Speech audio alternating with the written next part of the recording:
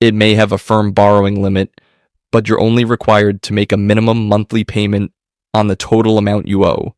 While the idea of smaller payments may be appealing, interest will accrue over time, adding to your overall burden, so it's still in your best interest to pay your card off in full each month. But for someone who needs extra time to pay down their bill, a credit card could be the better choice. It's possible to avoid interest charges for a period of time by using a card with an introductory 0% APR offer on purchases. These offers generally last from 6 months to nearly 2 years. It's almost impossible to find this sort of leniency with a charge card.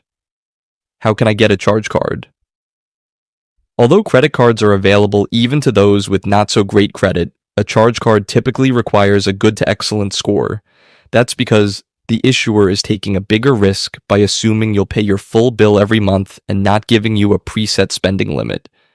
If you have poor or limited credit history, you may want to look to a secured card instead.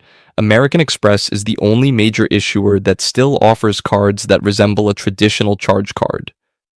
The options currently available to consumers include: these products have features similar to charge cards, but the Platinum Card registered trademark from American Express, the Business Platinum Card registered trademark from American Express, and the American Express Airplane Card also have a feature called payment flexibility, available to some cardholders that allows eligible purchases to be treated as they would be on a credit card, meaning you can pay the minimum, you can pay in full, or anything in between.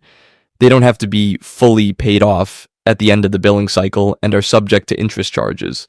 Aside from American Express, a few retailers, notably gasoline chains that offer cards for trucking fleets and other transport companies, may offer charge cards that can only be used. Traditional credit cards also have reward programs, but can sometimes be less tailored to specific business needs. Key benefits of fintech business credit cards. 1. Enhanced digital experience. One of the most significant benefits of fintech credit cards is their superior digital user experience. These cards are designed for the digital age, with user-friendly interfaces, easy online management, and real-time notifications. This approach aligns perfectly with businesses that operate in a fast-paced, technology-centric environment. Fintech cards give you access to advanced expense tracking dashboards that give you a complete view of your business. 2. Real-time expense tracking and management. As mentioned before, fintech credit cards for businesses are great at providing real-time insights into spending through dashboards and other financial tools. They allow businesses to track expenses as they occur, categorize them automatically, and even set budget limits. Plus, some fintech corporate cards can automatically scan your expenses to identify areas where you are overspending. For example, you can instantly identify duplicate or unused subscriptions in your software stack, saving you money every month. 3. Integration with business software. Fintech cards are more in touch with the tech requirements of modern businesses, which is why you can integrate easily with existing business software, particularly accounting, expense management systems, and logistics software solutions. This integration reduces administrative burden, minimizes the risk of human error, and enhances overall financial reporting accuracy. 4. Customization and control. Fintech business credit cards offer a level of customization that is typically not available with traditional credit cards. Businesses can set individual spending limits, control where the card can be used, and even adjust permissions and settings as needed. This flexibility is crucial for businesses that need to adapt quickly to changing circumstances. 5. Transparent and competitive fees. Fintech companies usually are transparent with all fees. The card in your hand and wondered, wait, is this a charge card or a credit card, and does it even matter? Then this video is your complete all-in-one answer.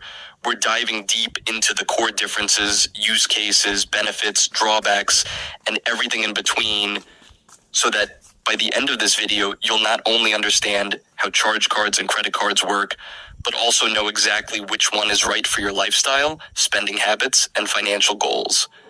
Now that you've landed on this video, don't go anywhere, because this might just be the most important breakdown you'll watch before choosing your next card. and it could save you from expensive late fees, high interest charges, or even damage to your credit score. Whether you're a college student looking to build your first credit profile, a recent graduate entering the workforce, a young entrepreneur juggling expenses, or just someone who wants to make smarter money moves in 2025, this guide is tailored exactly for you. We're going to explain not just the definitions, but the psychology, the strategy, and the real-life impact of charge cards versus credit cards.